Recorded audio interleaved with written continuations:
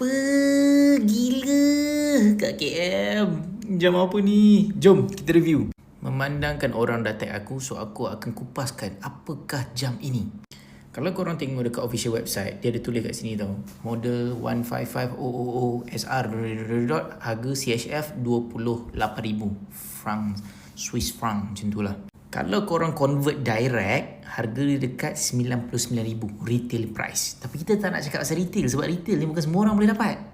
Jam ni adalah milik Kak KM, Audemars Piguet Royal Oak 155000 155000 macam tu, two-tone.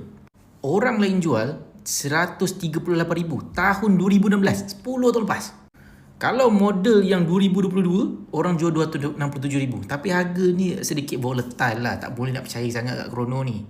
2025, orang jual 180,000. Korang boleh flip macam tu saja. Tapi macam aku cakap, harga yang dia displaykan ni harga yang convert macam tu saja. Agak susah nak percaya harga dekat Chrono ni, sebab harga dia tu dia direct convert. So kalau korang pergi direct, korang akan dapat lebih better price lah. So ni lah model dia 1555 OSR two-tone 2025. So jam ni dalam 37mm lah. 37mm ni just perfect size untuk wanita.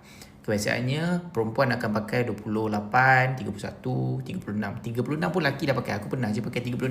Tapi 37 just nice. 40 dah start lelaki pakai. 41, 44 semua dah start lelaki pakai. So jam kat KM ni harga tak mahal sangat. Harga dia dalam, cuba korang reply kat bawah. Korang nak aku review jam siapa lagi lepas ni, cuba komen.